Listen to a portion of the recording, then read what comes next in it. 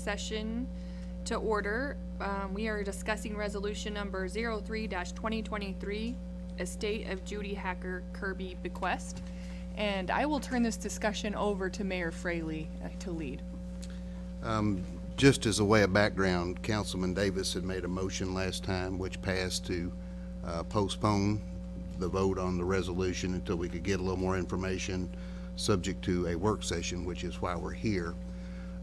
In early October, I was informed by local attorney Kenny Duerson, who is the attorney for the estate of Miss Kirby, that Miss Kirby had passed away and had bequeathed some property to the city of Berea with contingencies.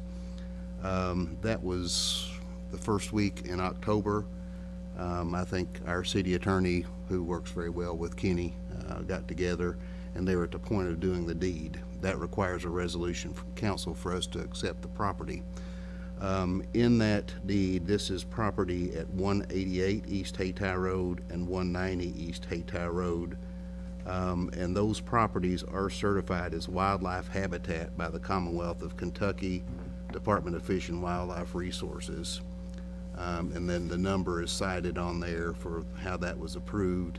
And it's also certified as a National Wildlife Federation worldwide network of mini refuges, and it's got a certification number on that. The property is gifted to us, but it's also gifted with a $300,000 bequeath, I guess is the proper term, $300,000 to go into a trust fund to maintain the property. And from my perspective, we went out and looked at it probably in December. We don't have title of the property. We won't have title to the property unless we approve the resolution, and then we'll get the title. But the attorney gave us permission to go ahead and go out and look at it. We looked at both houses. One of the houses, the smaller house in the front, is not in a good state of repair and would require some work or raising. The house in the back is actually quite nice. It's built in 2007. And I know a couple of council members have since gone out to kind of check it out to see for themselves. The property itself, you can tell it's a wildlife sanctuary because there's really would be no maintenance to the yard or anything like that, because it's basically like a forest floor with natural hardwoods and growth, and it's really quite pretty. That's a little bit on the background of it. My recommendation is that the city accept the gift. I think it's a generous gift from the estate to be used for the public good. I think the $300,000 would pay for itself, and I think we can find a use of the property where it would be self-supporting over time. Feel very confident that we could do that. In the event that the city doesn't accept it or later on determines that we don't want to keep it, the gift would go to Kentucky Natural Lands Trust according to the will. So that's a little bit of the background on it, and I know the council wanted to discuss that, so we just open it up for discussion at this point, Rose, and go from there. That's a little bit on the background. All right. I have a question. Should we accept the gift and down the road, for some reason, whatever reason, we determine that it's not a good fit for the city, would we have the opportunity to sell the property? We would not. It would go to Kentucky Natural Lands Trust with whatever is in the balance of the trust fund, is the way the will's set up. Okay, So we thank would you. not be able to sell it. It would just basically Revert go- to them. Okay, Correct. thank you. Ronnie? I heard some talk about having a B&B out there and all that. I don't think the city needs to be in the rental business. We need to find use for it for kids or whatever, but not for us to make money off it. An Airbnb was one suggestion to make it self-supporting, but that could be determined at a later date. The first step is to accept the property. If we don't accept the property, it's a moot point. My recommendation would be to accept it and be grateful for it. I understand that. I'm just saying, I don't, Fair enough. down the road, I don't want us plan for a B&B, so. But I do think we need to accept it and then decide. Agree. Katie, I'm sorry. Oh, go ahead. No. No, he was just saying, you go ahead, Katie. Yeah. You're good. if we accept it, is it something that would be like open and accessible to citizens of Berea? Yes. Okay. It specifies, I couldn't remember. That's great. yeah, let me look and see what the language was. This property has been designated as a quiet, reflective sanctuary for adults. Structures may be removed to increase passive park space or maintained, utilized in a manner by the city deems conducive to maintaining the above stated integrity of the property. And her will requests that it would remain as a wildlife habitat, adhering to the requirements of Kentucky Department of Fish and Wildlife Resources and the National Wildlife Federation program, and property maintained as a passive park space with public access allowed while maintaining the integrity of the above noted associations, which would be the two. And then it's interesting to have some folks in the audience who know about this, but there was property close by that was kind of like a nuisance property, and so and I haven't driven out there since the last council meeting, but do we have any concerns about like security or has that, like, I know the nuisance property has kind of been dealt with, but like it just kind of made me wonder because of its location kind of being away from the center of town. Well, I'll knock on wood because I'm a little superstitious, but there's been no problem since she passed. We actually have the keys to it, and we've had police and fire going out to check on it regularly. I actually think that by the city having it and making a productive use of it would eliminate potential problems that we've seen in the past in that particular area. I think it would be beneficial for the city as a whole. I'm talking about city government, the public, the citizens that live in that area, for that to be a city, more or less a pocket park, might be a good way to term that. Yes, you're welcome. Teresa? That was where I was going with that. I know that a few years ago, we had some serious homeless issues out there somewhere, and I didn't know if it was close to that property or not, and how, but you, And also some answered illegal entry type activities on vacant buildings. And Teresa, what you're talking about is immediately to the south of that, the very next property over, the building that was there was torn down. And also right across the street from it, a house that was like literally right on the road. It'd been there since I was a boy. And that house, I think the house actually caught fire and was condemned and torn down. So that has helped a lot in that area. But, you know, I hear from people all the time that like to walk out there, and they feel much safer now.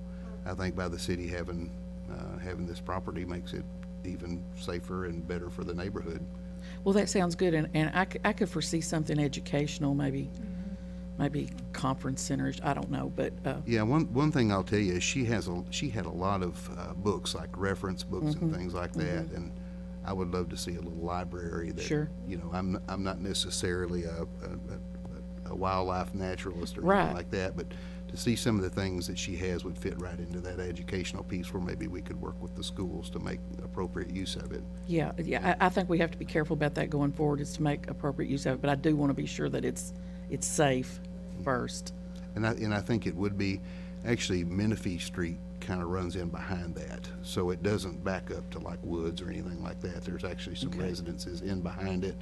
So that's going to benefit the citizens that live back on Menifee Street, and also the people that are on East Hayti in either direction. Have we spoken to them? Has the city spoken to them? or- I've only spoken with one person. They reached out to me, I think, on Facebook Messenger. Okay. The neighbor, and was glad that was coming to the city. Favorable then? Okay, Yes, all very right, much so. good to hear. And to Okay. me, the sooner we can do it, the better, because, and that's one of the reasons we talk with the attorney to try to keep a presence out there. We've even had, I think Sean's had some of the fire guys go out maybe, and I know Jay's had the police go out. Roy's been out with Public Works. We've been all through the house, and like I said, the newer house is actually in very good condition. The older one, it would take some of that 300,000 probably to get it up Sure. to standard, but it's something that could be used potentially as meeting space, educational space. Well, a lot, we and certainly it would be very don't, low maintenance as far as I can Good. tell, That- because there's really no yard work to do. and the house is in decent shape. The house is, the newer one house house, that's in the yeah, back is yeah. in decent shape. It was built in '07, And according to all the stickers on the inspection stickers on the Everything was panels, we good. kind of figured that out, and it's in pretty good shape. It would require painting, flooring, Roy, just a general cleanup, and there's some things in there that need to Cosmetic stuff. remain in it that were personal possessions. But we haven't touched any of that. We don't have permission. We Right, have and- permission to access it, but we won't have permission to do anything with it until we have deed to it. Well, I agree with you and Ronnie, we don't need to be looking a gift horse in the mouth, but we don't want something that's more of a liability than it is. And I don't think it would be. I think that's why that she had the foresight to bequeath a $300,000 trust to take care of the property. Okay. I think if we invest it properly, that it will take care of itself. Well, that I answers think my we can make questions. use of it to generate some revenue from it to help to pay for the expenses is one of the things that I would look to do, and I think that Rose and I have talked about. How could you do something that would Yeah. generate or even be a Friends of the Park or a Friends of the Wildlife Sanctuary or something that would help to maintain it and to preserve that trust for the long term. Yeah, and like Mayor Fraley is saying, I think having our presence out there would really be a benefit to the community because, you know, we're watching over it and we just don't, I think it would be probably a bad move to just hand it over and let it stay vacant because who knows at that point how long it would take for the state to come in and do anything with it. So I think it'll be really helpful to the city of Berea. Ronnie? Jim Davis and I went out there 2 weeks ago, I think, and went through it. He opened every door in both houses. It is nice on the inside. Outside didn't look too good, but we were surprised how it was. And there's one other thing. There's a chain link fence, looked like about at least 6 foot, maybe 8, all the way around both houses. And the whole lot, I guess.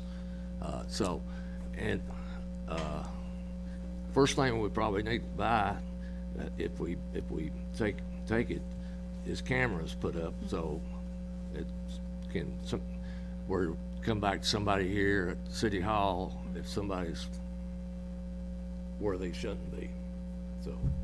But I think it'd be a good buy. Ronnie, can I ask you a question? Did you say the fencing was around the whole perimeter of the property or just around the houses? All at the property. Oh, okay. Yeah, chain link fence, and they got signs up for Brea that says, I don't know what it says. Cora Jane? You may have covered this because I was late, sorry. But who will maintain this? Who will do the upkeep or whatever? Because that's my thought. I think it's good, but who's gonna go in and do all of that mowing and cleaning? Because the streets, there would I know be- that There would be no mowing needed on the property because the way it's been developed is to allow it to evolve as basically like a forest floor. So there's no mowing or anything like that. As far as maintenance, if it's some small public works, if it's something larger, we may have to contract that. But there is a $300,000 trust that goes with the house for maintenance for the long term. So we have a way to pay for it with no expense to the taxpayer. okay. Do we have any other comments or questions? David? The maintenance going forward was sort of a concern I have. Ronnie and I did go out there, check it out a week or two ago, and it has a lot of potential. I think it could be an asset possibly for our tourism folks, depending on how it's utilized. I could see our schools benefiting from it, having a resource here in the community. And I don't know, it's got potential, but like Cora says, it's got some cost associated with owning and maintaining it going forward, so. The only reservation I have at this time probably would be parking. It's very limited out there to the front, but as some of you indicated, there is a lot beside there that possibly at some point could be used for parking or other types of things. So I would support the donation. Thank you. Cora Jane? I will say this, I did talk to some of the neighbors and even on past neighboring. And they were, I won't say excited, but they liked the fact that the city may take it and be out there and it not be vandalized and people in it. But that was the thing with them, because they wanted to know what we were gonna do. Of course, I had no idea. Still don't. But anyway, there was some positive feedback from neighbors in that area that's been there quite a while. And I will say that if any of the council members want to go out and take a look at it, we can get a key for you, or Roy can go out with you. He kind of knows both houses and how to get in, how to get out, and like I said, it's a pretty place. I mean, it can be made even prettier, I think, with the little TLC, and we'll have to check with the state and with the federal and national wildlife, but it's mostly related to wildlife is how she set it up rather than plants. But there's a lot of invasive species. One thing that we noticed is there's a lot of privet, the Chinese privet, and the honeysuckle that you see along the creek sides. It's pretty bad in the back especially. So we think clearing some of that, and then also at the entrance to it, there's some invasive growth around there where that would need to be cleared out. So we'll kind of have to figure out how to do that. But, again, I think it's something that we can make a good and productive public use for it. My recommendation would be to accept it. And Bruce, I got one more thing. The driveway going in, when Jim and I went out there, I was surprised that we got both vehicles up in there, because if you look at it going in, you say that, no parking places, but we actually turned around in there, so, you can get in there. Yeah, and to that point, Ronnie, and talking about parking and room for parking, there's a cross fence kind of in the middle that goes back to the newer house that has a gate on it. And to me, that could be removed, because that's not part of the wildlife habitat at all. And when you remove that, it will make it easier to park out there. And actually in front of the older house, there's actually more parking than what you'd think right there. I'd say you put 4 cars in there pretty easy. And then more up by the newer house. So I think and to Ronnie's point, getting turned around, that's important for safety, and it'd be pretty easy to do that, so. Well, do we have any other comments? All right, we will go ahead and